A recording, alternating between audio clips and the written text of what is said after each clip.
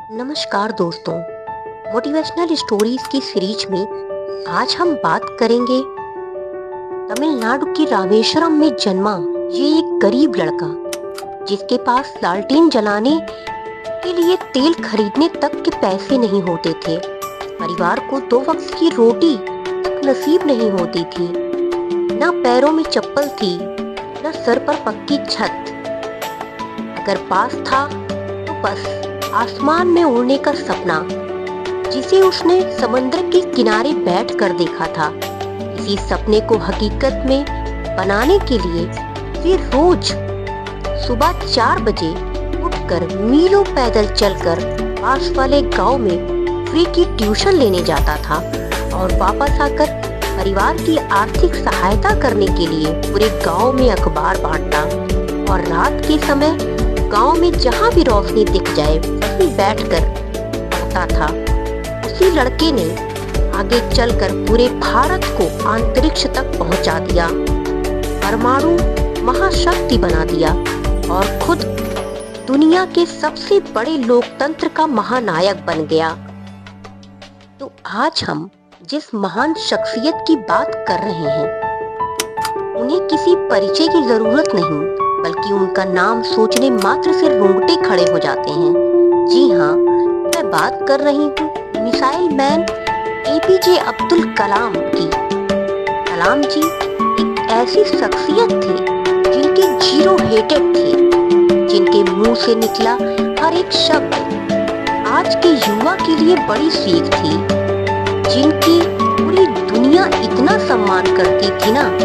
26 मई 2025 को जब कलाम सर ने स्विट्जरलैंड में कदम रखा ना, तो उनके सम्मान में वहां की गवर्नमेंट ने उस दिन को साइंस डे डिक्लेयर कर दिया था। एक छोटी सी जगह से निकलकर राष्ट्रपति बनने तक का सफर इतना मुश्किल था ना कि कोई आम आदमी बीच में ही हिम्मत हार जाता।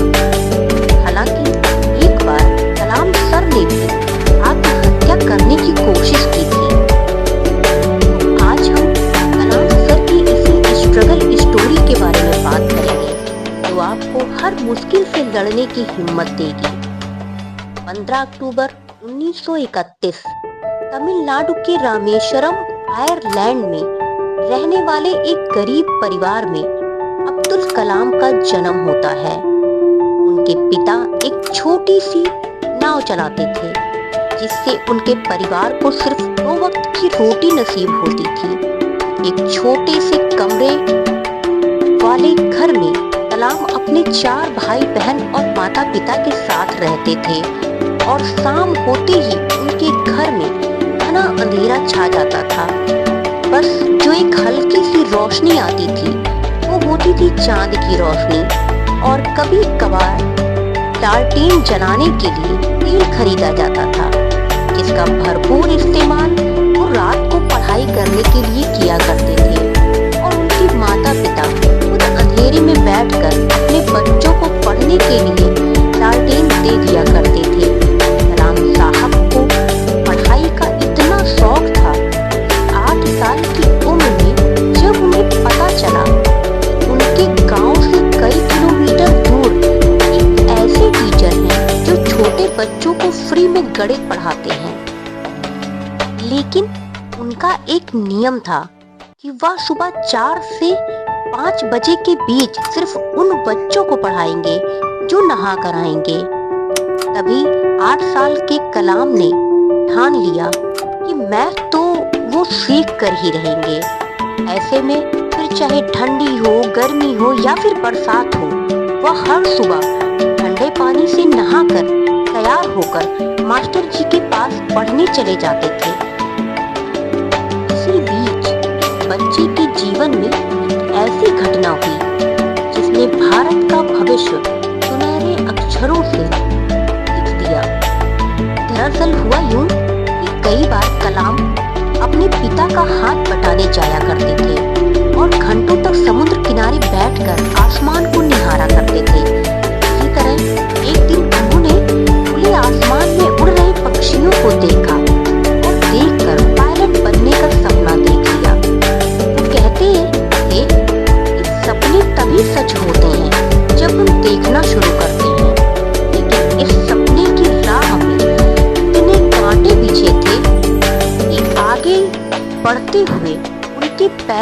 छिल गए, जिसमें सबसे बड़ा कांटा था आर्थिक तंगी। 10 साल की उम्र में ही कलाम समझ गए थे कि उन्हें अपने परिवार का हाथ बटाने की जरूरत है। इसीलिए उन्होंने अखबार बांटना शुरू कर दिया। कलाम साहब अपनी साइकिल पर हर सुबह स्टेशन जाते, वहां से दीनमनी नाम के अखबार कलेक्ट करते और पूरे गांव के घर घर में अखबार पहुंचाते। इसी दौरान वह चलते चलते पूरा अखबार पढ़ लेते थे। वहीं वह अपनी दोपहर मनीकम की लाइब्रेरी में बिताते और ज्ञान की खोज में वो पुरानी किताबों और अखबारों के पन्ने पलटते रहते। कलाम साहब कहते थे, हमेशा बड़े सपने देखो, छोटे सपने देखना अपराध है। लेकिन वो अपना सपना पूरा करने में हार गए। दरअसल हुआ यूं, कलाम साहब के परिवार में हर कोई चाहता था कि वो फाइटर पायलट बनने का सपना पूरा करें। इसीलिए 1951 में उन्हें सेंट जोसेफ कॉलेज में एडमिशन दिलाने के लिए उनकी बड़ी बहन ने अपने सोने के कंगन गिरवी रख दिए। कलाम साहब ने भी पूरी मेहनत से पढ़ाई की और यहाँ से फिजिक्स में डिग्री लेकर वो 1955 में मद्रास इंस्टीट्यूट ऑफ टेक्नोलॉजी में एरोस्पेस इंजीनियरिंग करने पहुंच गए, जहां वो एक प्रोजेक्ट पर काम कर रहे थे। मगर समय बीता जा रहा था और वो प्रोजेक्ट खत्म होने का नाम ही नहीं ले रहा था, जो देखकर कॉलेज के डीन गुस्सा होकर कलाम जी से आकर कहे कि अगर तुमने 3 दिन में ये प्रोजेक्ट पूरा नहीं किया तो मैं तुम्हारी स्कॉलरशिप कैंसिल कर दूंगा। जिससे वो इतना घबरा गए कि अगले 3 दिन तक उन्होंने बिना रात की नींद लिए दिन रात उस प्रोजेक्ट पर काम किया और उसे पूरा कर दिया। जो देख डीन काफी खुश हुए और उन्होंने कलाम से कहा, मैं जानता था तुम में वो काबिलियत है, लेकिन मैं देखना चाहता था कि तुम में मुश्किल वक्त में सहन करने की क्षमता है या नहीं। बस इसी घटना से उन्हें काफी आत्मविश्वास मिला। मगर वो कहते हैं ना कि सब कुछ आसानी से मिल जाए तो कोई महान न बन जाए, और उन्हें महान बनाने के लिए कुदरत ने उन्हें एक ऐसी हार दी जिससे किसी आम आदमी की कमर टूट जाए। जी हाँ, उन्होंने अपने सपनों को पूरा करने के लिए इंडियन एयर फोर्स के एग्जाम दिए और इंटरव्यू देने देहरादून चले गए। लेकिन बदकिस्मती से वायुसेना में सिर्फ 8 भर्ती थी और कलाम साहब को 9th रैंक मिला और वो अपने सपने को हकीकत बनाने में फेल हो गए। अपने आंखों के सामने अपने सपनों को टूटता देखने की पीड़ा इतनी थी कि उन्हें अपनी जान देने तक का ख्याल आ रहा था। उस वक्त वो उत्तराखंड के ऋषिकेश में चले गए और एक दिन वो गंगा किनारे टहल रहे थे। उनके दिमाग में उस वक्त नदी में कूदने के ख्याल घूम रहे थे। मगर तभी उनके ऊपर स्वामी शिवानंद की नजर पड़ी। उन्होंने कलाम के पास आकर उनके कंधे पर हाथ रखते हुए पूछा, बेटा क्या हुआ? तो सुनकर कलाम की आंखें भर आईं और उन्होंने स्वामी जी को पूरी आपबीती बताई, अपनी बहन के बिके हुए कंगन के बारे में और अपनी मेहनत के बारे में, और कहा अब मुझे कोई रास्ता नहीं दिख रहा, मैं क्या करूं? तब स्वामी जी ने उन्हें कहा कि बेटा असफल नहीं हुआ है, ऊपर वाले ने तुम्हारे लिए इससे भी कुछ बड़ा सोच कर रखा है। इसलिए उदास मत हो, वापस जाओ और कुछ नया करने की कोशिश करो कि जीवन में हर रोज सूरज निकलता है और रोज नया सवेरा होता है। स्वामी जी की इस बात से कलाम सर को काफी हिम्मत मिली और उन्होंने वापस आकर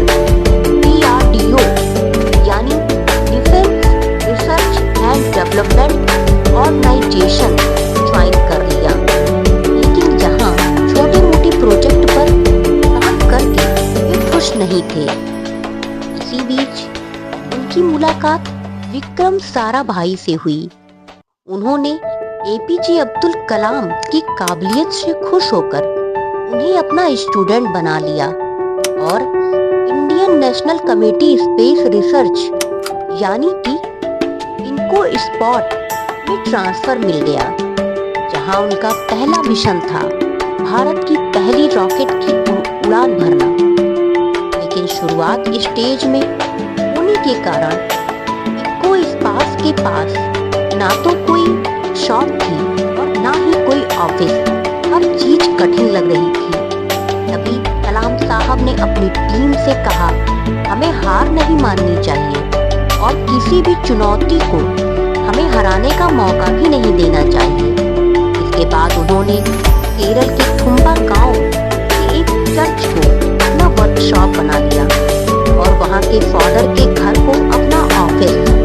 फिर सरकार से मिले थोड़े बहुत पैसे से उन्होंने पूरी रॉकेट ही बना डाला। लेकिन यहाँ पर उनकी मुश्किलें खत्म नहीं हुई, क्योंकि रॉकेट को लॉन्च पैड तक ले जाने के लिए उनके पास साधन नहीं था। तभी उन्होंने रॉकेट के पार्ट को डिसमेंटल कर दिया और सभी टुकड़े को बैलगाड़ी और साइकिल की मदद से लॉन्च पैड तक पहुंचाया। इतनी मुश्किलों के बाद 21 नवंबर 1963 को ये रॉकेट लॉन्च करके अंतरिक्ष में अपना पहला कदम रखा।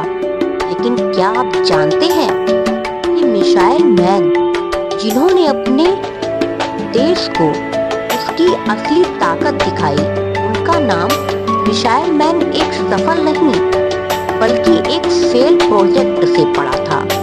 जी हाँ, तो हुआ ये था कि साल 1969 में डॉक्टर अब्दुल कलाम भारत के सबसे पहले सैटेलाइट प्रोजेक्ट SLV-3 के डायरेक्टर बने।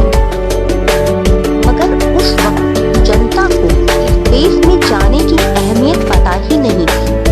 इसके लिए लोगों ने कई सवाल उठाए और उन्हें इस मिशन के लिए काफी कम बजट मिला। मगर फिर भी सर एपीजे अब्दुल कलाम इस मिशन के लिए इतनी ज्यादा डेडिकेटेड थे कि उन्होंने अपने करियर में एक भी वीकेंड ऑफ नहीं लिया, कोई छुट्टी नहीं ली और पूरी लगन से SLV-3 को तैयार किया। लेकिन जब अगस्त 1979 में उनकी 10 साल की मेहनत की अग्नि परीक्षा हुई, यानी कि रॉकेट लॉन्च हुआ,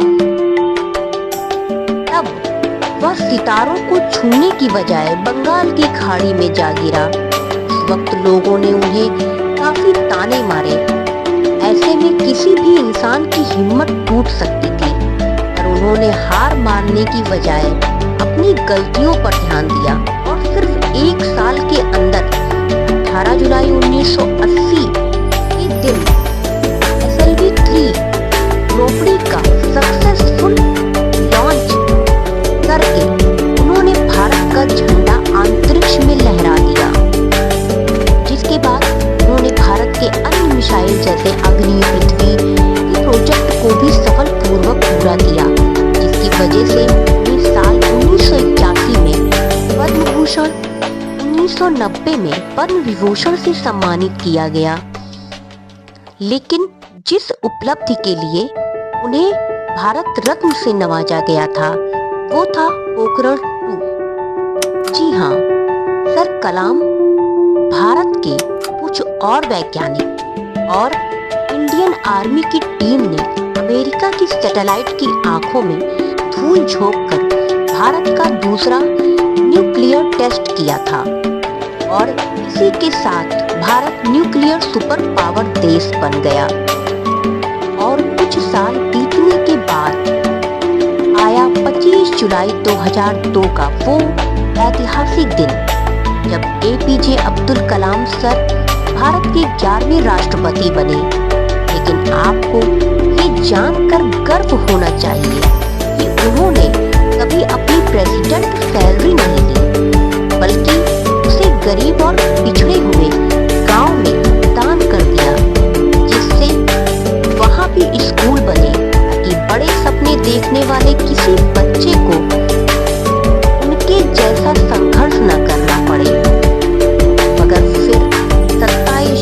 2015 के दिन।